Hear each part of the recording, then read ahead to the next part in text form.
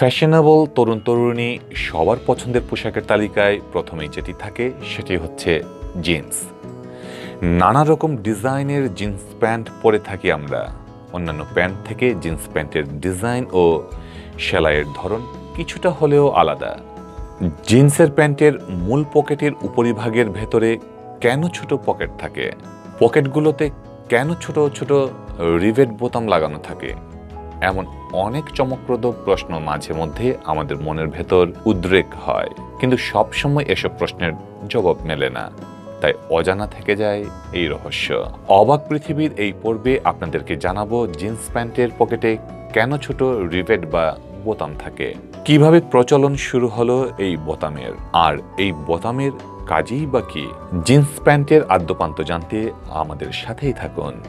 জিন্সের প্যান্টের মূল পকেটের ওপরে ছোট পকেট রাখার প্রচলন শুরু হয় প্রায় 200 বছর আগে।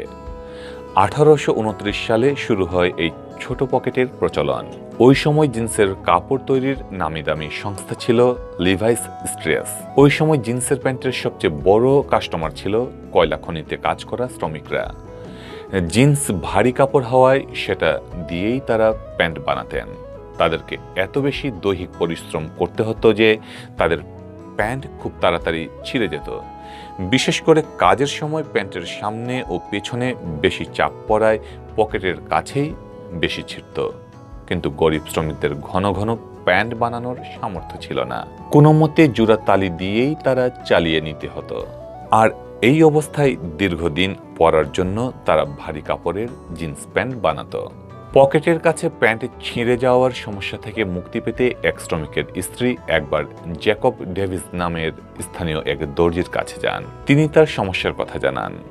অনুরোধের সুরে জানান তার স্বামীর পক্ষে বারবার প্যান্ট কেনা সম্ভব নয়, তাই দর্জি যেন এমনভাবে একটা প্যান্ট তৈরি করে দেন যা দীর্ঘদিন পরলেও তা সহজে ছিঁড়বে না, এমনকি প্যান্টের পকেটেরও কাছেও না।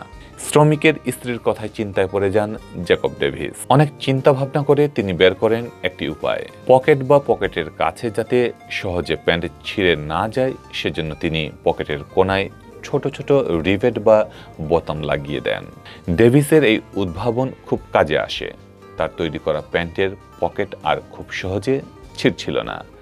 এই অবস্থায় শ্রমিকদের মধ্যে ডেভিস বেশ জনপ্রিয় হয়ে ওঠেন। ডেভিসের এই আবিষ্কারের খবর লিভাইসের কাছে পৌঁছায়। অভিনব এই পন্থার ব্যাপারে জানতে ডেভিসের কাছে যোগাযোগ করে জিন্স প্রস্তুতকারক সংস্থাটি। সফল এই উদ্ভাবনের জন্য ডেভিস প্রথমে তার এই কাজের প্যাটেন্ট নেওয়ার কথা ভেবেছিলেন, কিন্তু তার আর্থিক সামর্থ্য ভালো ছিল না। প্রয়োজনীয় অর্থ না থাকায় তিনি প্যাটেন্ট নিতে পারেননি। পরে ডেভিস জিন্স প্রস্তুতকারক লিভাইস সংস্থাকে চিঠি লিখে তার আবিষ্কার এবং প্যাটেন্ট নিতে না পারার অপারগতা কথা জানান। এই চিঠি পেয়ে লিভাইস ডেভিসকে তাদের সংস্থার প্রোডাকশন ম্যানেজারের কাজ দেয়।